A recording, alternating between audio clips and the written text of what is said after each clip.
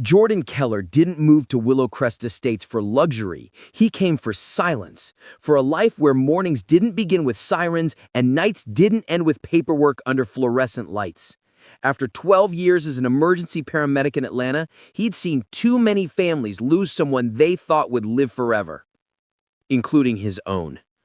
His older sister Maya died in a ferry collision off the Georgia coast 3 months ago, and the only thing that survived the wreck was her cobalt blue Lexus LC 500, the car she polished every Saturday, the car she made him promise never to sell, never to neglect, never to let anyone disrespect. "Keep it shining, baby brother," she had said the night before her vacation. He kept that promise like oxygen. So when Jordan rolled through the iron gates of Willowcrest Estates, quiet lawns, manicured hedges, porch lights shaped like lanterns, he brought nothing except 2 duffel bags, a laptop, and Maya's Lexus. The blue paint glowed like bottled ocean. It didn't take long for the neighborhood to notice. Curtains shifted.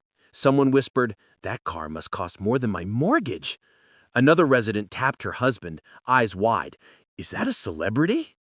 But one pair of eyes narrowed instead of widened.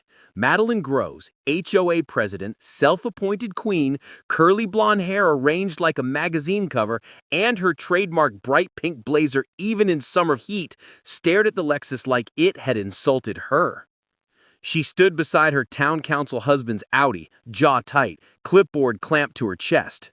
Madeline wasn't just Willowcrest's HOA president. She was Willowcrest. She ran the community like a stage production, and everyone else played extras. And a newcomer with a car that outshone hers? A black newcomer? Unacceptable. Her teenage nephew Tanner lingered beside her. He adored cars, but not enough to hide jealousy.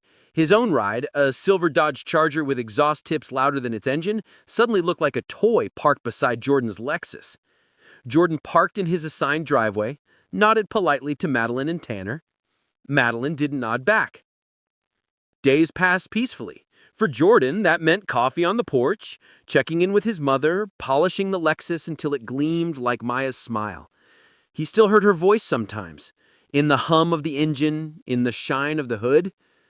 But peace never lasts in neighborhoods run by tyrants. The incident began on a Tuesday morning.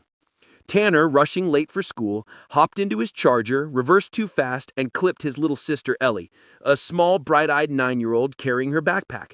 The impact knocked her to the pavement. She screamed as her knee twisted sharply. Tanner panicked. He jumped out, grabbed her shaking shoulders. "Oh my God, Ellie, can you move? Please don't cry, I'm so sorry."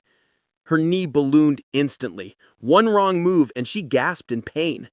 Tanner's heartbeat roared in his ears, not because of Ellie, but because of Madeline. She didn't tolerate mistakes. She weaponized them. And a mistake involving her daughter? No one was ready for that hurricane. Tanner scooped Ellie up, drove her to the hospital, and sat through the longest 45 minutes of his life. Sprained knee, minor bruising, no long-term damage. He should have been relieved. Instead, his phone lit up when his mother set the new high score. "Madeline, Mom, where are you? Why did the school call me? Where is Ellie?" He answered, voice cracking. "We're at the hospital." "What happened?" Tanner froze. Fear made the lie spill out on its own. A car hit her and drove off. I think it was the blue one." Silence. Then a hiss of pure venom. "There is only one blue car in this entire neighborhood." Too late. Madeline stormed out of the HOA clubhouse mid-meeting, pink blazer flaring behind her like a warning flag. She didn't ask neighbors what happened. She didn't check footage. She didn't even call her son again. She marched toward Jordan's driveway, shouting loud enough to shake windows. "You hit my daughter and ran! I saw you!" Jordan wasn't even outside. But the Lexus was. Still, quiet, and perfect. Untouched. Madeline didn't care. Rage plus entitlement is a dangerous cocktail. She climbed onto the hood, both feet slamming down, heels grinding into the paint Maya once buffed with pride. The metal buckled with each stomp. "You think you can speed around my neighborhood and hurt my child?" Stomp. You think that fancy car makes you untouchable? Stomp. This is my community. Inside the house, Jordan heard the metallic crack, a sound that didn't belong in any peaceful morning, a sound that froze his blood in his veins. He sprinted outside and froze. Madeline Groves, HOA president, pink blazer, curly blonde hair bouncing with each stomp, was destroying his sister's car with both feet. The last thing he had left of her. Get off that car! His voice hit the street like thunder. Madeline stopped, turned, pointed at him with absolute certainty. You hit my daughter and fled the scene, and now you're going to pay. Jordan stepped forward, breath tight. That car has not moved today. She smirked. Oh, your lies won't save you. Tanner saw everything. She stepped off the ruined hood like she had just delivered justice. The Lexus's metal was warped, like Maya's memory crushed under her heels. Jordan reached into his jacket. Stop! Madeline froze. He held up his badge. Paramedic Supervisor Jordan Keller, Fulton County EMS. And you just committed felony vandalism based on a lie. Her mouth fell open. You're a first responder? And you're not leaving, Jordan said, dialing his phone. Emergency services are already on the way. Her face drained white, because for the first time, she doubted her own story. Sirens didn't belong in Willowcrest Estates. The streets were for joggers, dog walkers, and HOA newsletters, not patrol cars rolling slowly past hydrangeas and mailbox flags. But this morning, 2 cruisers eased through the neighborhood, lights flashing in quiet blue pulses. Neighbors stepped out onto driveways, whispering, phones half raised. Because in the center of the street stood Madeline Groves, HOA president, pink blazer, curly blonde hair, and the crushed hood of a cobalt blue Lexus that did not belong to her. Jordan stood beside his sister's damaged car, jaw clenched so tight it hurt. He wasn't angry, not yet. Anger was too easy. He felt something colder, disappointment so sharp it carved into his chest. Maya trusted him with that car, and now it lay dented under the shoes of a woman who didn't even check the truth. Officer Rivera stepped out of the first cruiser, young, sharp, attentive. Officer Daniels followed, older, quiet, the type who'd seen enough to read a situation instantly. Rivera approached first. Sir, you're the reporting party? Jordan nodded. Yes, Jordan Keller. Tell me what happened. Before he even finished the question, Madeline shoved forward, voice already cracking with outrage. He hit my daughter with that car and ran home like a coward. I caught him red-handed. Jordan didn't flinch. He just tapped the hood. This car hasn't moved today. Rivera's brows pulled together. Ma'am, we'll take statements one at a time. Madeline snapped her fingers. No, you listen to me first.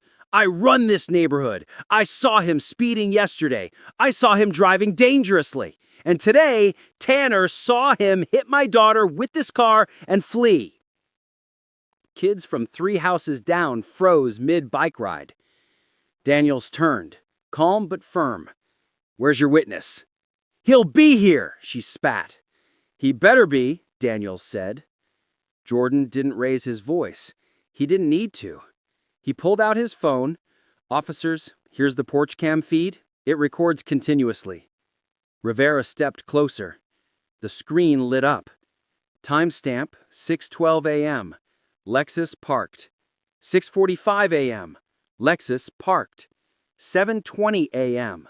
Lexus parked. Daniels peered over Rivera's shoulder. It hasn't moved. And if you need a different angle, the neighbor across the street has a driveway cam facing this way. Right on cue, Mrs. Davidson, elderly, soft voice, sharp eyes, stepped forward with her tablet in hand. I watched the whole thing, she said. My window faces the intersection. The Lexus never moved. That boy's Dodge Charger is the one that hit little Ellie. Madeline spun. You're wrong! You didn't see anything! My vision is better than your attitude, Mrs. Davidson said, lifting the tablet. A few neighbors chuckled under their breath. Rivera pressed play. The footage was unmistakable. Tanner reversing too fast, Ellie stepping behind the Charger, the impact, Tanner grabbing her in panic, rushing her into the car, and driving off. A clean, undeniable recording. Madeline's mouth opened, but nothing came out. Not denial, not apology. Just the beginning of her downfall. A second cruiser rolled up. Tanner stepped out, escorted by Officer Morgan. His face was pale, shame weighing down his shoulders. Madeline rushed to him. "Tanner! Tell them! Tell them he hit Ellie with that blue!" "Mom," he whispered, his voice cracked. "It wasn't him!" Madeline froze. "What?" "I hit her," he said, tears breaking loose. "It was my fault, not his. I didn't look when I reversed. I panicked. I lied because I was scared of how you'd react." Silence swept across the street like a gust of wind. Neighbors stared, phones lifted higher. Madeline staggered back like someone had pushed her. Officer Daniels stepped forward. "So, ma'am, you destroyed his vehicle based on a lie you never confirmed and falsely accused a resident of a hit and run." Madeline tried to steady herself. I was protecting my daughter." "You were protecting your pride," Jordan said quietly. Daniels nodded. "That's vandalism, destruction of private property, false accusation, and obstruction." Madeline blinked rapidly, her curls shaking. "You can't arrest me. I'm the HOA president." "And I'm a police officer, and the law doesn't stop at HOA fences." Madeline's breath turned into panicked gasps. "You can't do this to me! I run this neighborhood!" Jordan looked at her, not triumphant, not smug, just tired. "Not anymore." As Madeline was escorted into the cruiser, neighbors whispered, "About time. She always thought she could bully people. And stomped on that car like it was a trampoline? And lied about a hit and run?" Tanner approached Jordan slowly. "I'm sorry," he whispered. "I should have told the truth from the start." Jordan nodded once. "You took responsibility. That's more than she ever did." He looked at the mangled hood, dented, ruined, but still standing in the sunlight. His sister's car, her memory, still here. Daniels turned to Jordan. "We'll file full reports. Insurance will have everything. If you need victim support services, let us know." "I'll take it from here," he said softly.